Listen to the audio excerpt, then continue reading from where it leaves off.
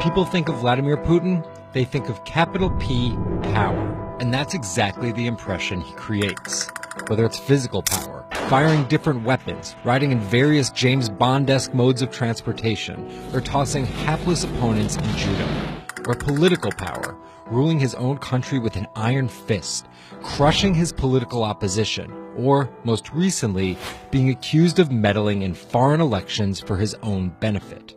This is how Vladimir Putin went from a poor, tough kid in Leningrad to a KGB spy to the very symbol of modern Russia.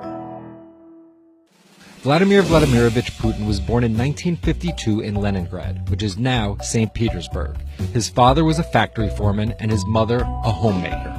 It is widely said that Putin's public-facing tough guy persona can be traced back to him getting into fights when he was younger, which paved the way for him to take up judo. After getting a law degree from Leningrad State University, Putin joined the KGB Foreign Intelligence Service. He spent 16 years in the KGB. When Putin returned to Russia, he began his political career. He went to work for Anatoly Sobchak, who was then the mayor of St. Petersburg. That's Leonid Bershidsky. I'm a columnist at Bloomberg View. Putin thrived in Sobchak's administration because he was sort of considered pretty efficient city official at that time. He was very loyal to Sobchak. So loyal and efficient that he was noticed by Yeltsin's close circle. And those people soon brought Putin over to Moscow to work in Yeltsin's administration, where he quickly climbed the political ladder. Then, of course, he was promoted to Prime Minister of Russia. That's Dmitry Trenin. I am currently director of the Carnegie Moscow Center. Around this time, Yeltsin and the people around him, the so-called family, decided that Putin would become Yeltsin's successor. And then, this happened. The apartment bombings were carried out in 3 Russian cities, killing 293 people and injuring more than 1,000. Putin immediately accused Chechen separatists for the bombings and followed it up with action. He was credited with having a very successful military campaign against the terrorists. And it worked. After that, he became an heir apparent in the eyes of the Russian people. 3 months later, Yeltsin resigned. And on his way out, a famous exchange. He was getting into the car in the Kremlin, and the last words that he addressed to Putin before getting into his car was, "Take good care of Russia." So Putin took over as president, and 3 months after that, won his first election. But just because Putin won the presidency, that didn't mean he had all the power. This is Michael McFall. I was U.S. ambassador from 2012 to 2014. In the 1990s, there was a fire sale of all the things worth owning in Russia, and certain people, the oligarchs, did better than others in that fire sale, sometimes called privatization, and those people tended to be well connected with the Yeltsin regime, and they weren't Putin's friends.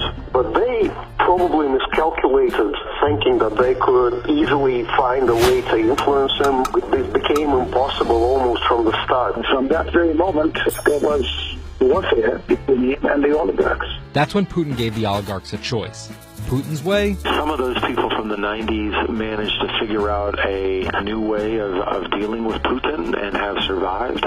Or prison. Others could not find common vision, and so they lost their assets. Khodorkovsky once was Russia's richest person, worth $15 billion, but he ran afoul of President Vladimir Putin and spent a decade in prison. With domestic power consolidated, Putin focused on restoring Russia's global influence. Putin is the guy who believes in the expansionist Russian state.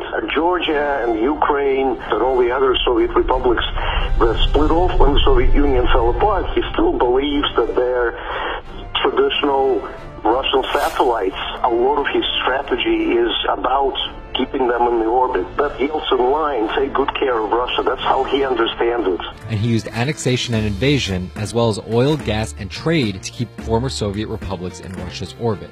In 2008, Putin's 2 terms were up, and he decided to step down as president. Dmitry Medvedev stepped in as president, and Putin went back to prime minister. But really, Putin never left power. He pretty much continued running the country, and Medvedev was a bit of a figurehead. There was actually a period of cooperation between Russia and the U.S. that benefited both countries during Medvedev's presidency. Because Medvedev did not have the same negative attitude towards the West as Putin did. But when Putin came back to run for a 3rd term, In the lead-up to the 2012 election, it was widely believed that both the presidential and parliamentary elections were rigged, and Russians took to the streets.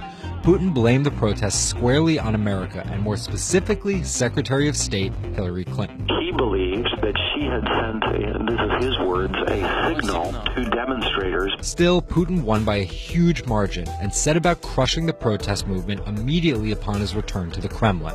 Over the next few years, Russia's economy tumbled. Putin annexed Crimea, leading to sanctions. The price of oil fell drastically. The ruble hit a new low, and America played down Russia's influence, with Obama calling Russia a regional power.